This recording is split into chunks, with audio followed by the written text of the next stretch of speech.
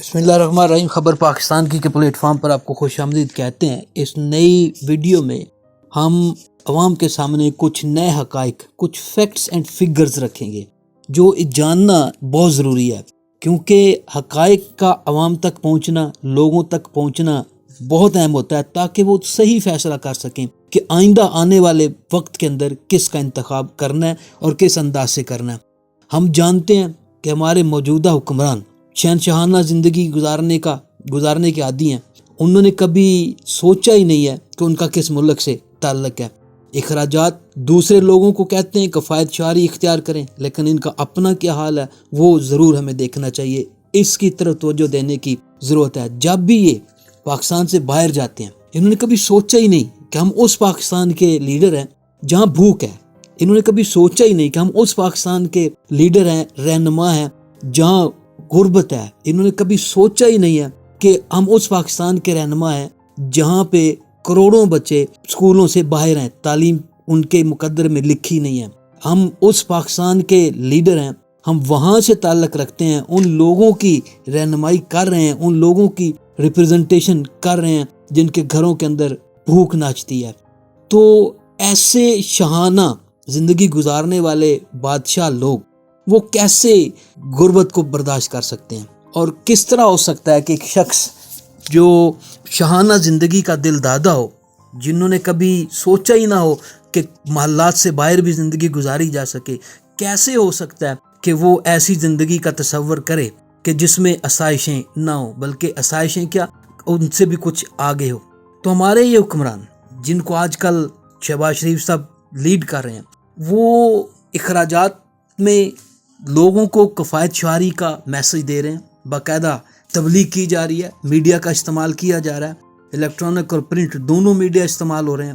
لیکن کبھی غور کریں کہ انہوں نے اسی مالی سال کے اندر جو 9 ماہ کے دوران غیر ملکی دورے کیے وزیر اعظم شہباز شریف نے اور ان کے ساتھ ان کے وفد نے، لوگوں کو اندازہ ہی نہیں ہے کہ انہوں نے کتنے اخراجات کیے. کیونکہ میں نے پہلے سوالات اٹھائے کہ انہوں نے کبھی باہر جا کے سوچا ہی نہیں ہے کہ ہم کیا کر رہے ہیں یا ہم کس ملک کو ریپرزینٹ کرتے ہیں. مہنگی ترین رہائشیں رکھنے کے یہ عادی ہیں، مہنگے ترین ہوٹلز میں ان کا قیام ہوتا ہے. یہی وجہ ہے کہ ان کے ساتھ ایک لمبا چوڑا وفد ہوتا ہے. پہلے جب ان سے سوال اٹھایا جاتا ہے نا کہ آپ کی کیبنٹ اتنی لمبی چوڑی، اتنی طویل، اتنے لوگ، تو کہتے ہوتے ہیں، اس کا جواز دیتے ہیں ٹیلی ویژن سکرینز پر بیٹھ کر بھی کہ جناب یہ سارے اخراجات ہم اپنی جیب سے کر رہے ہیں. یہ پیسے نہیں لیتے، تنخواہ نہیں لیتے. یہ نہیں بتاتے کہ یہ مراعات ضرور لیتے ہیں، سیلری نہیں لیتے تو مراعات ضرور لیتے ہیں. اس لمبی چوڑی کیبنٹ کا یہ جواز پیش کیا جاتا ہے. لیکن حقائق آخر کس طرح چھپ سکتے ہیں؟ آج میڈیا انتہائی ایکٹیو ہے، آج ایک طرف عمل ہوتا ہے، دوسری طرف فوراً رپورٹ ہوتا ہے. تو ایسے میں کیسے چھپا جا سکتا ہے؟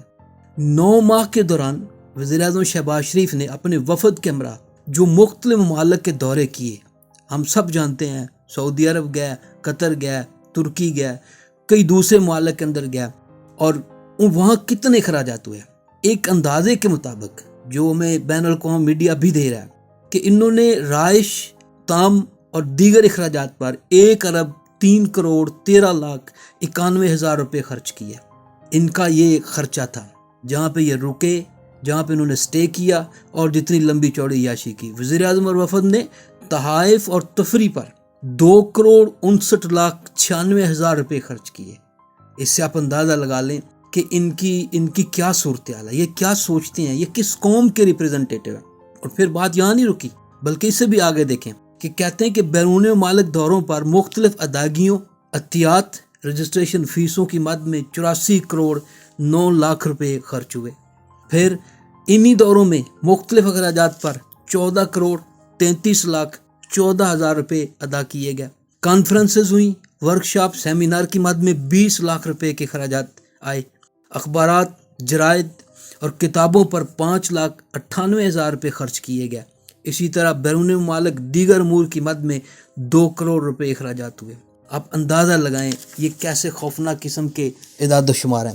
پھر یہ کہتے ہیں کہ ہم اس غریب قوم کے نمائندے ہیں، پاکستان مشکلات کا شکار ہے، ڈیفالٹ کے کنارے پر پہنچا ہوا ہے. الیکشن کا کہا جائے تو کہتے ہیں نہیں، فنڈز نہیں ہے، فنڈز کی کمی ہے. وزارت خزانہ صاف جواب دے رہی ہے. انتہائی اہم دورہ تھا وزیر خزانہ اسحاق ڈار کا امریکہ کا، لیکن وہ نہیں گیا. IMF سے ڈیلنگ ہونی تھی, بات چیت ہونی تھی.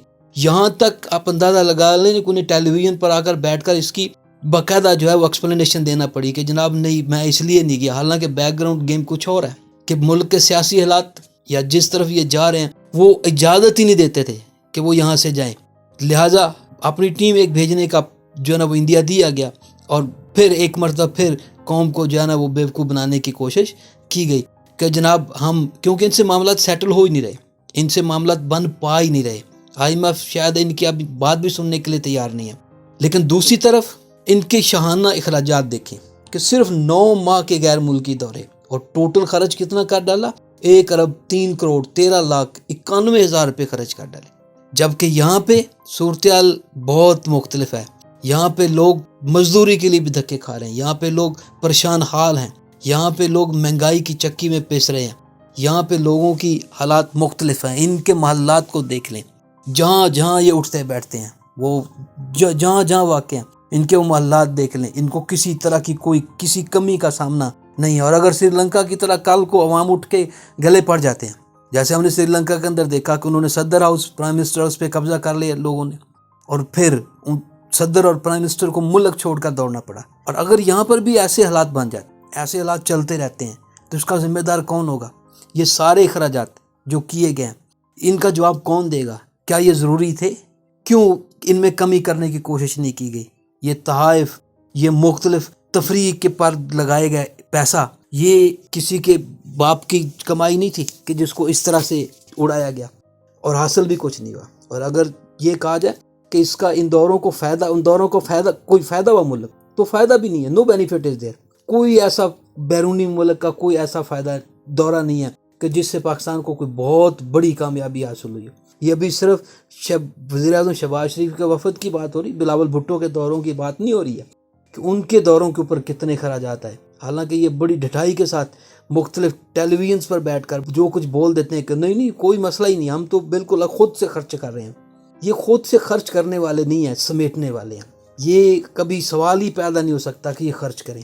تو اس لحاظ سے یہ اعداد و شمار پھر قوم کو کچھ سوچنے پر مجبور کرتے ہیں کہ اپنے لیے کسی مخلص لیڈر کا انتخاب کریں, کوئی بھی ہو, لیکن کوئی ایسا لیڈر اپنے لیے منتخب کریں جو واقعی آپ کو موزے تنگ کی طرح ملک کو زمین سے اٹھا کر بلندی پر لے جائے, جو اس ملک کے لیے نیلسن منڈیلا ثابت ہو, جو اس ملک کے ساتھ پیٹریاٹ ہو, جسے پتہ ہو کہ یہ کس قیمت پر حاصل کیا گیا ہے.